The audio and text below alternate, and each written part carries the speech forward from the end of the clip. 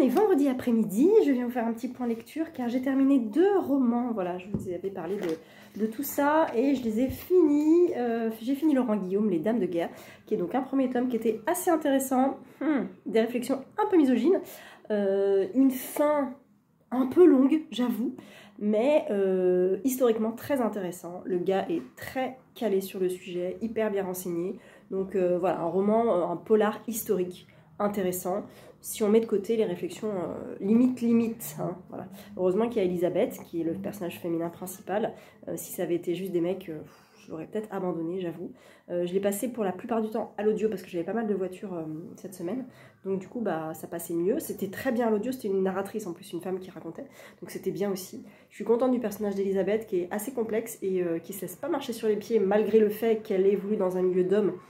Et qu'elle n'est pas très bien acceptée. La fin est intéressante, même si, bon, j'en ai parlé avec Floriane, on s'attendait à autre chose, parce que ça pouvait être un peu facile, et effectivement, ça a pris ce chemin-là. C'est pas grave, je l'ai lu, c'est pour l'instant celui que je préfère de la sélection, puisque les 3 autres, je les ai vraiment pas aimés. Donc à voir, il m'en reste 2, je sais qu'il y a un Michel Moiti, j'avais beaucoup aimé Retour à Whitechapel, et le dernier, je sais plus ce que c'est, donc on va les recevoir à la cour en mars, je crois. Et il va falloir que je me les cale, je ne sais pas quand. Je déplore un peu que cette sélection ne soit composée que d'hommes. Il n'y a que des auteurs dans le prix pendant la sélection. C'est un peu dommage, bref, tant pis. Voilà, en tout cas, c'est lu. Et j'ai fini aussi Obsolète de Sophie Loubière, qui était une très bonne lecture, qui va jusqu'au bout du concept de ces femmes qui ont 50 ans et qui vont être complètement rejetées de la société, mais c'est tout à fait normal. J'avoue que la fin, je suis un tout petit peu passée à côté parce que c'était un peu complexe, peut-être. Peut-être trop complexe, mais ça reste quand même une très bonne lecture, j'ai beaucoup aimé. Donc, super intéressant. Il fait 600 pages, ouais, peut-être la fin aurait pu être un chouïa plus rapide. Peut-être. Quoique nécessaire, mais peut-être pas assez...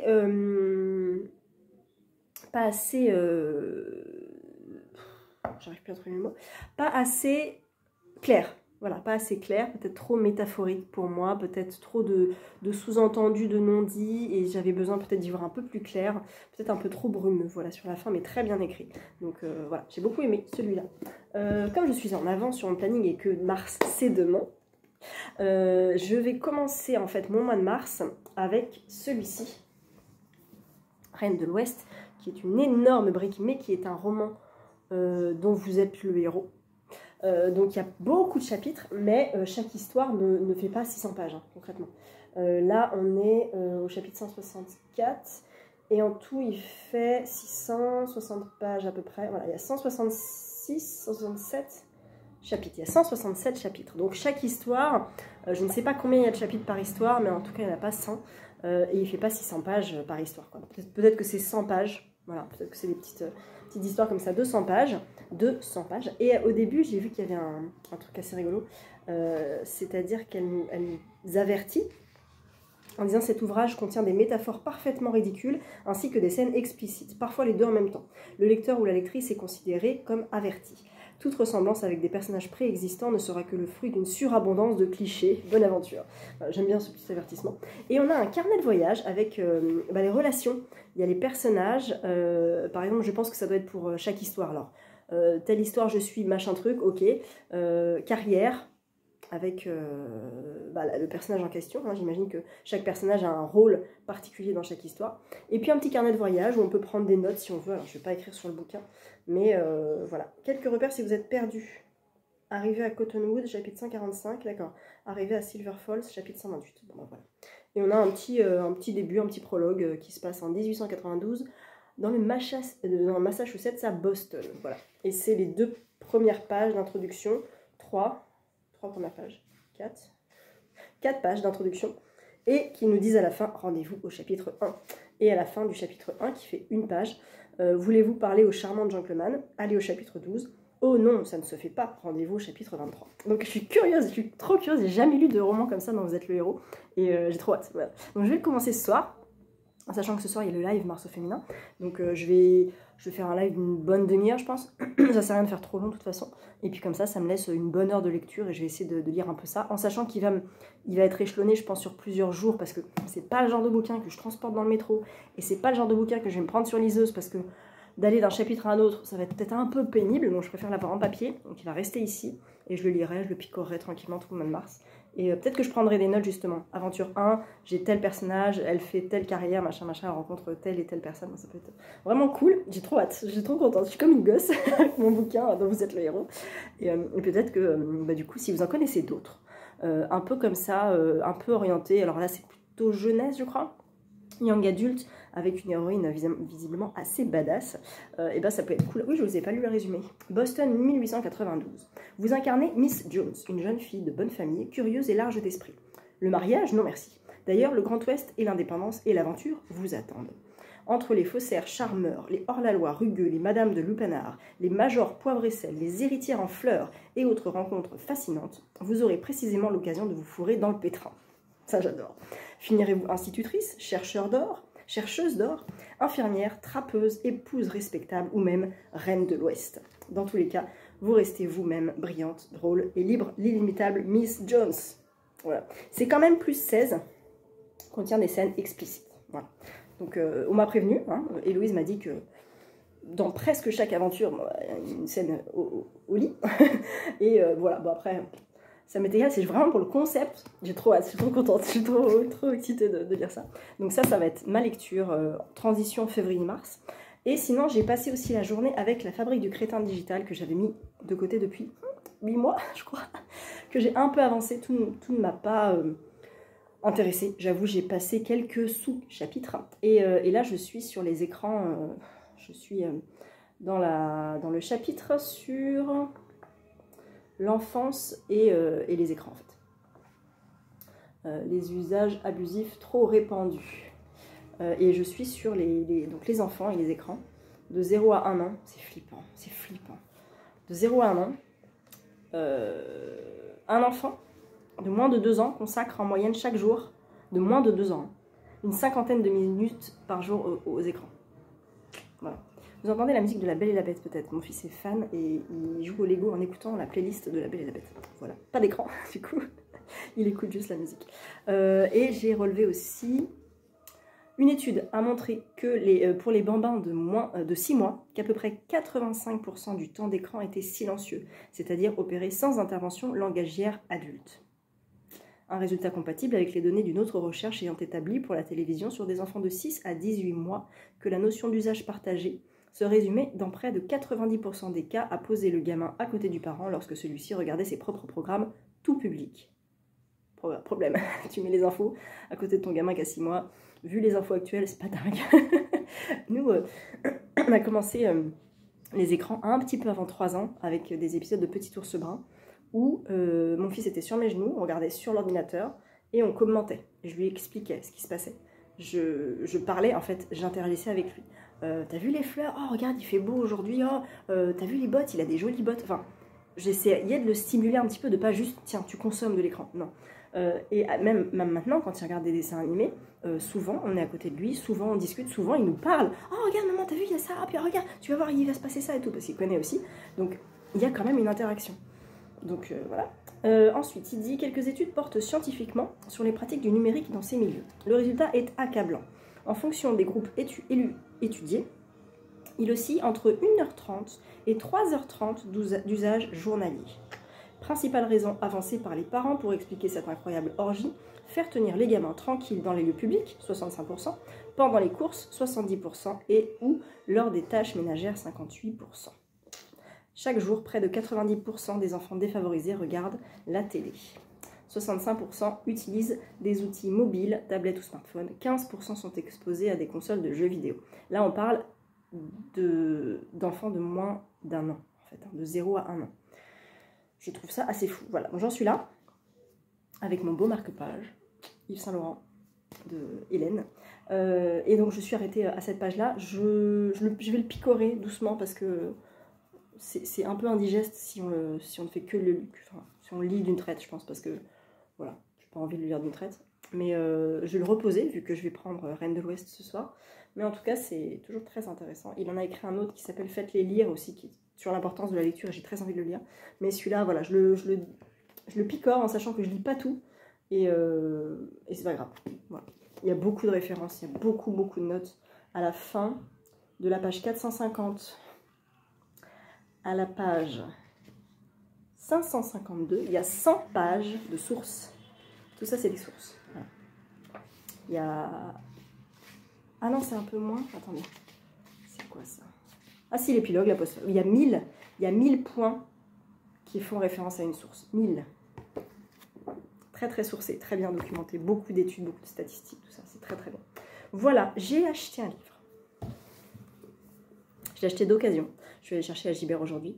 C'est une lecture commune que je fais au mois de mars. Si vous voulez nous rejoindre, il n'y a pas de souci. On lit avec Audrey et... Je ne sais plus. Mais voilà. Peut-être fin mars? Je ne sais plus. J'ai trop de livres. J'ai vraiment beaucoup trop de livres en fait. Mais je vais essayer de le lire parce que de toute façon je voulais lire... Ah si, je le lis avec Margot aussi, je crois. Oui. Margot. Et puis on va essayer de se lire ça en mars. Prête à tout de Joyce Maynard. Ça va être mon 3e Joyce Maynard. J'en ai eu 2. J'ai lu Où vivent les gens heureux, De si bons amis, Les filles de l'ouragan, 3. Donc ça va être mon 4e, tout à fait. Et donc nous sommes avec Suzanne Stone qui a toute d'une vie parfaite. La beauté, la jeunesse, une jolie maison et un mari qui la vénère. Mais elle veut davantage, elle veut la gloire. Isolée dans une petite ville de province, Suzanne décide que la télévision sera ce royaume et à force de persuasion, obtient un petit poste dans la station locale. Lorsque son époux est retrouvé mort, la veuve éplorée, point de mire des caméras, devient rapidement suspecte. Énigmatique, capricieuse, est-elle pour autant l'arriviste perverse que certains dénoncent? Où est le vrai dans ce que raconte Jimmy, son admirateur adolescent? Jusqu'où est-elle prête à aller pour atteindre cette célébrité si convoitée? Ça me fait un peu penser à Célèbre de Maud Ventura. Un tout petit peu. Alors, Femme actuelle écrit « Un conseil, ne le commencez pas ce soir, car vous ne pourrez pas le lâcher avant de l'avoir terminé. » Voilà. Il fait 395 pages. Voilà, c'est tout ce que j'avais à vous dire. Je conclurai ce vlog demain, peut-être, oui, demain, en vous remontrant ma palle Mars au féminin. Et puis, j'ai hâte de voir les vôtres. Je vois déjà fleurir toutes les pales là sur Instagram, c'est trop cool. J'ai super hâte. Il y a des concours. Il y aura un concours avec une maison d'édition sur 3 semaines, donc 3 concours de la même maison d'édition. Et 2 autres concours. Donc, je crois qu'il y a 5 semaines là en mars. Enfin, il y a 5... bref, je vais voir. Mais en fait... Un concours ne dure pas une semaine, un concours va durer 3-4 jours, donc je peux les enchaîner, comme je fais d'habitude. Et ça va être très cool. Voilà, j'espère que ça vous plaira. Et puis moi, je vous retrouve demain.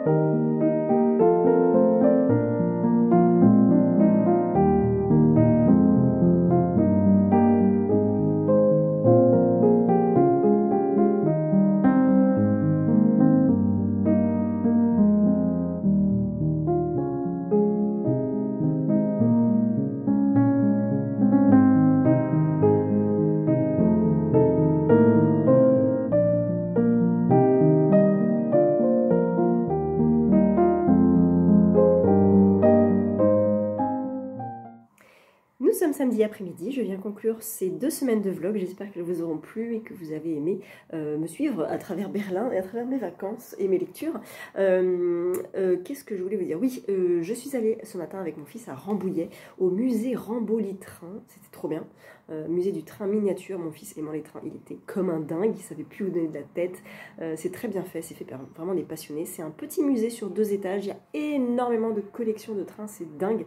Donc si vous aimez ça et que vous n'êtes pas très loin, moi j'en ai pour un peu moins d'1 heure de route, donc ça va, ça le fait. C'était très intéressant, ça coûte pas bien cher, ça coûte genre 4 € l'entrée je crois, et franchement ça le fait.